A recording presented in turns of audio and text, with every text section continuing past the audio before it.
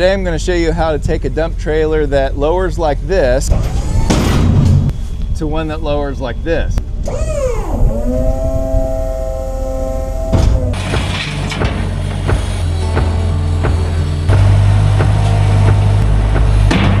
So I recently just bought this trailer, and one thing I've noticed that's really frustrating me when I have a load of stone or something on it, you know, several tons of something, and I only want to dump a little bit in one spot, I need to lower the trailer down again. With all that weight on the trailer, it jerks the heck out of this frame. I'm just afraid it's going to damage it, and I'm not sure if it's designed to move that way or if there's something wrong with it. But I'm going to try a little remedy today to fix that problem so it doesn't jerk. I have my skid loader in there just for weight. Usually it's a load of stone or something like that. This is a super nice setup. So all the controls are inside this box. And I have a long cord here that runs the remote. I believe this trailer is a power up and power down. Let me show you what it's been doing. So I'll raise it up to dump a load or whatever.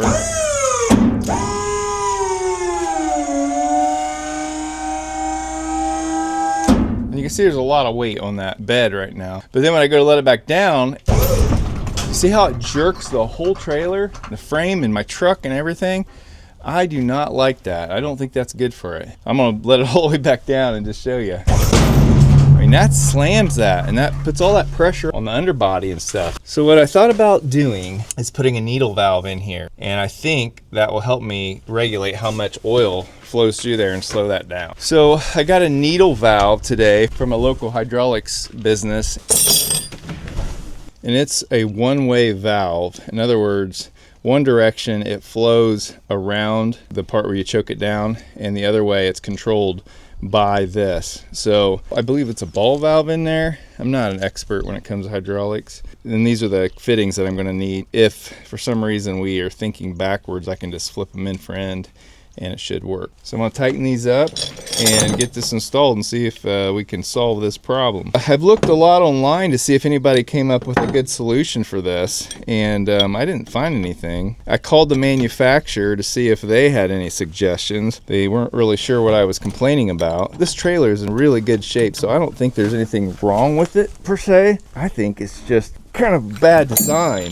It doesn't have a way to slow that down. So I got my fittings tight. The trick is going to be getting in here and getting on this connector. My mic decided to stop working at about this point in the video. So what I'm doing here is I couldn't get on this fitting very easily, so I decided to go underneath the pump box here and loosen up the bolts that hold that pump in place so I could scoot it away from the sidewall and better access the hydraulic fittings. Now, I'm going to have pressure in these lines. That's the concern. We don't want to have oil blowing everywhere.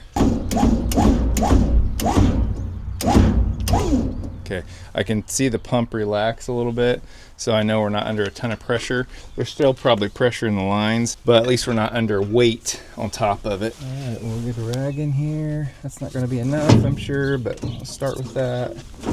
And we're going to crack that loose and hope we don't get oil all over the place.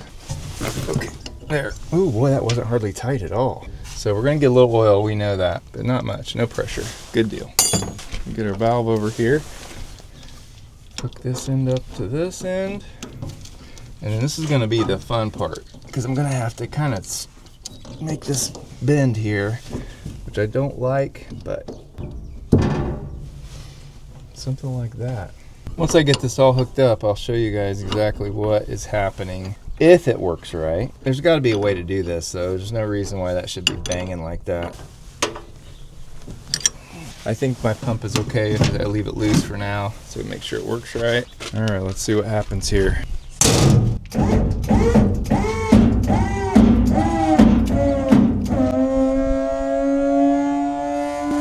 Okay. Okay, it's coming down fast, so we're going to shut that valve down a little bit.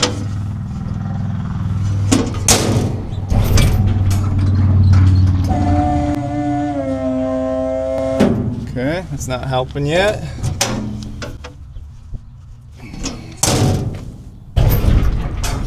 No. Maybe we have it in the wrong spot or the wrong direction. So what we want is the side that pushes the cylinders in, we want that side choked down. Okay, so the down there is the bottom of the cylinder, which pushes the rod out, which lifts it up. We want the one that pushes it down, so it goes down there to the middle. It's on the right side. It's the one that's drooping, comes back up. So yeah, this is the right one. So what I'm thinking is we have that valve the wrong direction. Well, we'll choke it down all the way just to see here. But my guess is that we have it the wrong direction. Yeah, I think we got it the wrong direction. So we're gonna have to flip that around. I was just going off of what the hydraulic mechanic said, but he might have been a little bit confused as well. So I have to switch these fittings in for in, and then we should be good. I'm not real sure what that diagram means. Maybe you guys will. This is by Anchor Fluid Power, FS number 6-1. I'm gonna switch these ends and then try it again. This valve ran me about, I think, 65 bucks. And then these fittings were like 10 bucks a piece or something like that. So for about 90 bucks, I can hopefully control this dump bed better and make my dump trailer last a lot longer. This is a sure-trac 14-foot dump trailer. I think it's rated about 14,000 pounds, if I remember right, 12 or 14, something like that. Don't quote me on that. Take it up a little bit. Check for leaks. No leaks. Go down a little bit. Okay, that is not slow.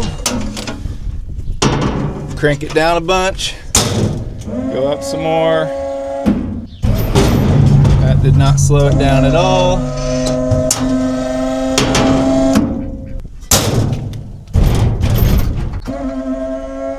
So far, we've made no headway. So I'm wondering if we don't have to put it on this side. Take it back down again. Oh boy, I hate that. All right, let's see if we can make this work. Not a lot of slack there. I can bring this down a little bit. I think we'll make it. Now, the way I have this hooked up, when the oil is coming back to the return, I should be able to control the flow and slow it down. I think it was just sucking air. There we go. Have it open a little bit, see what happens. Okay, let's do this.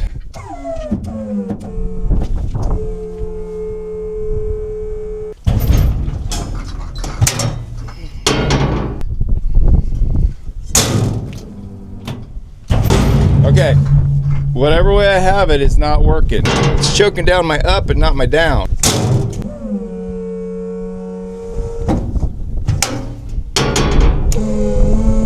Yeah. Jeez. After 4 times, I think I'll have it. Tell me that's not bad for this. I'm gonna have to switch the ends again. Hopefully the last time for this. I've literally tried every combination. This way on the down side, and the other way on this side, and now I'm to this. So the 4th try, hopefully I can get this right. Okay, for the win, let's do it. Make sure I have a little bit of flow.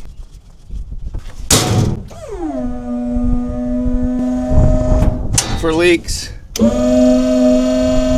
No leaks. Oh, yes!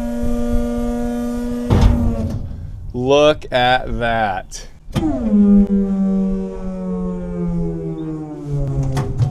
Oops, my battery must be getting dead.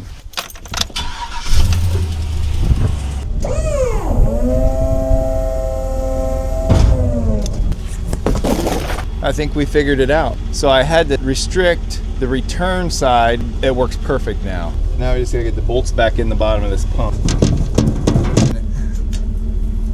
Got the bolts back in the bottom. I'd called the company on this, asking about this problem, and they didn't have any good suggestions.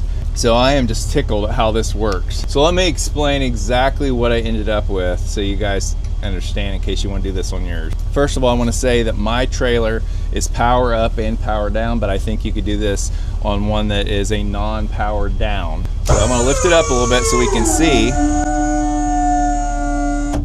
don't want to go too high. I got my skid loader in there.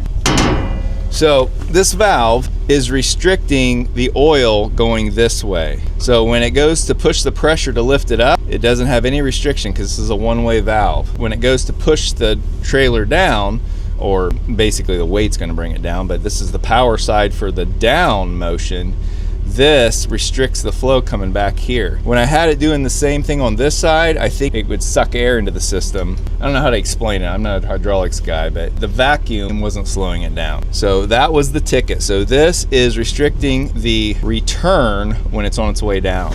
So this line here would be going to this side of the cylinder. So this is where it pushes fluid in to raise it up. This is the one that's being restricted when it's coming back to the tank and the pump. Worked out super well. So I'm gonna clean the oil out of this and get this back together.